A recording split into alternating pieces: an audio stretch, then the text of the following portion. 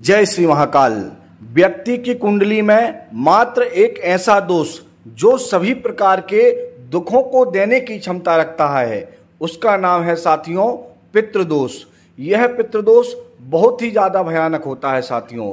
जब पितृदोष हमें लगता है तो हमें अनेकों प्रकार की परेशानियों का सामना करना पड़ता है। पितृदोष के कारण हम किसी भी कार्य में सफल नहीं हो पाते, साथ ही साथ हमें मानसिक एवं दैहिक बीमारियों का सामना करना पड़ता है। पितृदोष इतना भयंकर है साथियों, यदि पितृदोष हमें लग जाए या हमारी कुंडली में पितृदोष आ जाए तो हम और हमारा परिवार चैन से नहीं रह सकते। अनेकों प्रकार के दुख हमारे जीवन में आ जाते हैं। तो यह पितृदोष कैसे बनता है और इस पितृदोष को दूर करने का क्या सरल उपाय है, यह जानकारी मैं आप सभी के लिए लेकर के आया हूं। साथियों, पितृदोष का अर्थ है सीधा सीधा संबंध हमारे पितरों से है। जब हमारे पितृ तृप्त नहीं हो पाते और वह हमसे आशा रखते हैं, परंतु उनके इस दोष से हमें अपने जीवन में कष्टों का सामना करना पड़ता है। जब कुंडली में साथियों हम देखते हैं कि जो नवा स्थान है, नवम भाव में सूर्य और सूर्य के साथ यदि शनि या राहु है तो निश्चित ही हमारी जन्म कुंडली में पितृदोष बन रहा है। जी हाँ साथियों, इसके अतिरिक्त एक भाव ऐसा भी है कि चंद्र जहां विराजमान है, जिस भाव में चंद्र विराजमान है, मान लो यदि चंद्र 11वें भाव में विराजमान है तो उनसे जो 9वां भाव आएगा, जैसे कि 7वां भाव वह 9वां भाव बन जाएगा। तो वहां पर यदि सूर्य, राहु और शनि यह तीनों में से यदि 2 ग्रह भी विराजमान हैं तो निश्चित ही आपको भी पितृदोष है। और ऐसी स्थिति चंद्र के जहां विराजमान होने से जिस जिस भाव में होगी वहां पर आपको पितृदोष बन जाएगा और उस भाव से आपको अत्यधिक परेशानी मिलेगी। तो साथियों, पितृदोष बनने के अनेकों कारण हैं, परंतु इसे दूर करने का उपाय क्या है?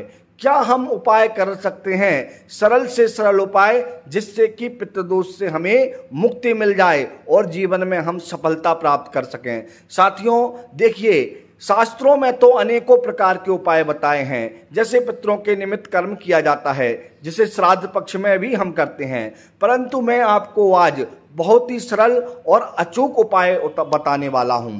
साथियों, हमें यदि पितृदोष से मुक्ति चाहिए तो हमें किसी भी अमावस्या, हो सके तो सोमवती अमावस्या हो तो बहुत ही उत्तम है, परंतु आप यह उपाय किसी भी अमावस्या से प्रारंभ कर सकते हैं।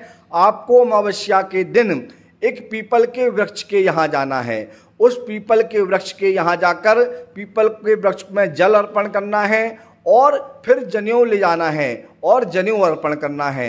उस पीपल के वृक्ष में आपको भगवान नारायण स्वरूप उस पीपल के वृक्ष को मानना है और पीपल के वृक्ष में जनेऊ अर्पण करके ओम नमो भगवते वासुदेवाय इस मंत्र का जाप करते हुए कम से कम 108 परिक्रमाएं करनी हैं। और पीपल के वृक्ष की 108 परिक्रमाएं करके जनेऊ अर्पण करके, हो सके तो कोई मिष्ठान मिठाई ले जाएं, वह अर्पण करके फिर शुद्ध भाव से प्रार्थना करनी है कि हे भगवान नारायण, हे पीपल देव, आप मेरे अपराधों को क्षमा करें और किसी भी प्रकार का यदि पितृदोष मुझे है तो वह दूर कर दें। मेरे पितरों को आप तृप्त करके उन्हें पितृलोक में या मुक्ति प्रदान कर लें। यह बहुत ही सरल उपाय है साथियों। आप इस उपाय को कर लें तो अवश्य ही बहुत शीघ्र आपका पितृदोष दूर हो जाएगा और आपको सफलता मिलेगी। इसके अतिरिक्त एक और सरल उपाय मैं आपको बता दूं, यदि आप यह न कर पाए तो आप मां काली की उपासना प्रारंभ कर दें। नित्य प्रति रोज मां काली की सेवा करें, उनका पूजन करें। कहा जाता है कि मां काली की सेवा पूजन करने वाले व्यक्ति को कभी भी पितृ परेशान नहीं करते, कष्ट नहीं पहुंचाते। साथियों, यह जानकारी अच्छी लगी है तो मेरे वीडियो को लाइक कर लें, चैनल को अवश्य सब्सक्राइब करें एवं आपकी कुंडली में पितृदोष है या नहीं है यह जानने के लिए आप मुझसे संपर्क कर सकते हैं। जय श्री महाकाल, हर हर महादेव।